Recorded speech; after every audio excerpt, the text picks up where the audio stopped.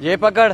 एक तो मंडी में जानवर ढूंढना भी अजाब है, बड़ी मुश्किल से ये एक बकरी मिली है। लेकिन सेठ आप तो बकरा लेने आए थे, पर ये बकरी? बस ये मुझे पसंद आ गई तो मैंने खरीद ली। बाकी लगाएंगे शाम में चक्कर। अभी मुझे बहुत गर्मी लग रही है तो मैं घर जा रहा हूँ। ये रिक्शे में लेके आ जा।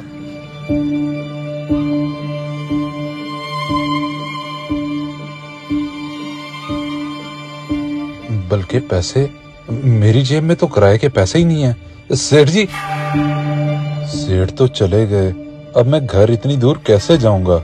सारी मेरी गलती है।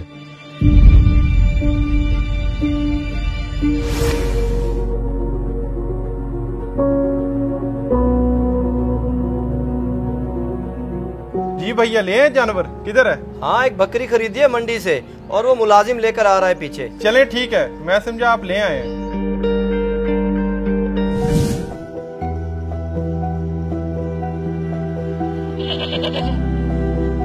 असलम, अंदर आना जरा। किधर लगा के आ रहा है इतनी देर?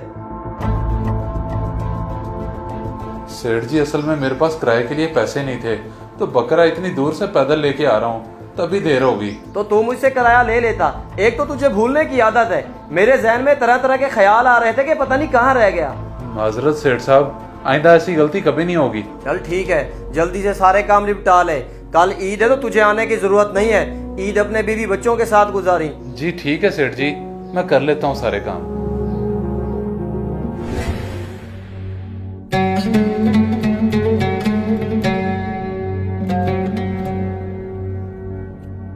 आपने इस बार ईद पे फिर से पुराना सूट पहन लिया। कहा भी था ईद के लिए तो नया बनवा लें। बेगम, क्या है इस सूट को? अच्छा भला तो है, और वैसे भी बड़ी ईद पे कौन सूटों को देखता है? तुम लोगों के सूट बन गए, मेरे लिए इतना ही काफी है। आप और आपकी बातें हर ईद पे यही सुनती हूँ। अच्छा, बातें हुए, दोपहर के लिए कोई सब्जी लेते आइएगा। सब्जी ईद वाले दिन? बेगम, तुम्हें नहीं पता कि आज के दिन तो हमारे घर इतना गोश्त आ जाना है कि रखने की कोई जगह नहीं होनी। शायद आप भूल रहे हैं, पिछली बार हमारे घर में कहीं से गोश्त नहीं आया, सिर्फ एक घर से आया था, और मुझे नहीं लगता इस बार वहाँ से भी आए, इसलिए आप सब्जी ही लेते आइएगा। नहीं नहीं, तुम बस अल्लाह पे यकीन रखो, इंशाल्लाह कहीं ना कहीं से जरूर गोश्त आ जाएगा। अब मैं चलता हूँ, ईद की नमाज से मुझे देर हो रही है।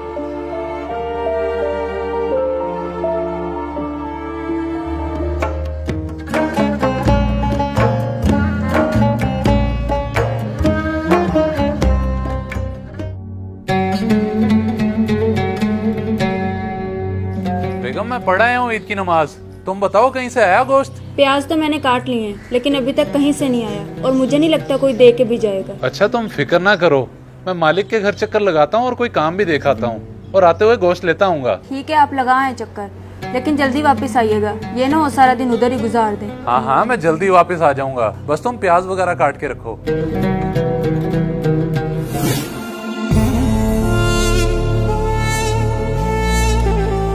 सेठ जी, ईद मुबारक। अपने जानवरों की कुर्बानी हो गई है? खैर मुबारक। माशाल्लाह से 2 की कुर्बानी कर ली है, अभी ये रहता है। लेकिन ईद वाले दिन की तो मैंने छुट्टी दी थी। तू क्या लेने आया है? जी सेठ जी, मुझे आपने छुट्टी दी थी, लेकिन मैंने सोचा कि ईद का दिन है, आपके घर कोई काम ना हो, इसलिए चला आया। अच्छा, काम के लिए आया या फिर गोश्त चाहिए? अरे नहीं नहीं, मैं गोश्त की नीयत से नहीं आया, मैं तो काम के लिए आया हूँ। अगर कोई काम है तो मुझे हुक्म करें। काम? अच्छा, वो 3 शापर पड़े हैं फ्रिज में गोश्त के, वो उठा ले जाके। जी ठीक है सेठ जी, मैं उठा लेता हूँ। बहुत शुक्रिया आपका। किस बात का शुक्रिया? इतना गोश्त तेरे लिए नहीं है, वो उठा के सेठ हसन, अली और शहबाज के घर दे आ। अच्छा जी ठीक है सेठ, मैं दे आता हूँ। और रुक, उन्हें ये जरूर बता दी कि ये गोश्त सेठ असगर के घर से आया है, और मेरी तरफ से ईद मुबारक भी दे दी। जी मैं बोल दूंगा उन्हें।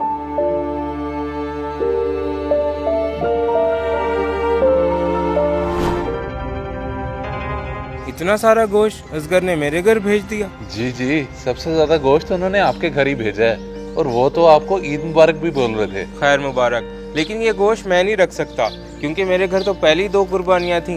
पर उन्होंने तो बड़ी चाहत से आपके घर भेजा है, और आप लेने से इनकार कर रहे हैं। चाहत उनकी अपनी जगह, लेकिन इसका असल हकदार मैं नहीं हूँ। उनसे कहें कि ये गोश्त गरीब गुरबा में तकसीम कर दें, क्योंकि मैंने भी अपना सारा गोश्त गरीबों में ही बांट दिया। अच्छा चले, मैं उन्हें जाके बता देता हूँ।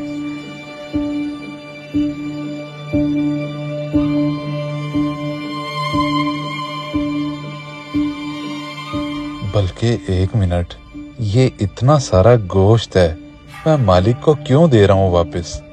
क्यों ना अपने घर ले जाऊं? ईद का दिन है, मेरे बच्चे खा लेंगे।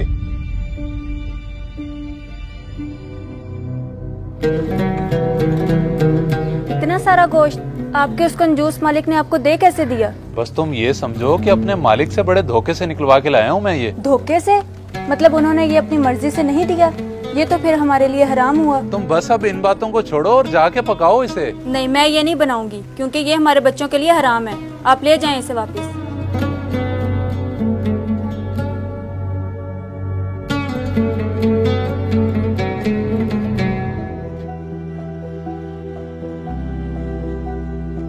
सेठ जी, अली और शहबाज साहब ने तो गोश्त रख लिया है, लेकिन हसन साहब ने गोश्त लेने से इनकार कर दिया है। इनकार कर दिया है? लेकिन क्यों? क्या कह रहे थे वो? वो कह रहे थे कि हमारे घर तो पहले ही 2 कुर्बानियां हैं, आप ये गोश्त किसी गरीब को दे दें। गरीब को दे दें? चल तो ऐसा कर, ये गोश्त जाके बीबी जी को दे दे, वो फ्रिज में रख लेंगी, बाद में काम आ जाएगा हमारे। जी ठीक है सेठ, मैं दे देता हूँ।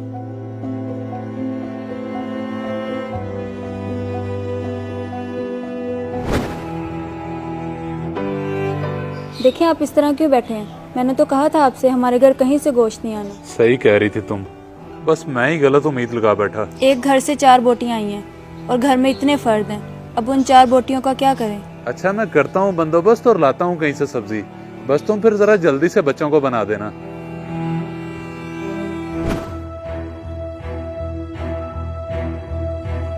भैया सारे घर से स्मेल आ रही है, फ्रिज में जितना गोश्त रखा हुआ था सारा खराब हो गया। सारा गोश्त खराब हो गया? लेकिन वो कैसे? कल से इतनी लोड शेडिंग हो रही है, गोश्त तो खराब होना ही था, अब बताएं इसका करना क्या है? वो तो था भी इतना सारा गोश्त। असलम, जा गोश्त उठा के बाहर फेंका और फ्रिज की अच्छे से सफाई कर दी।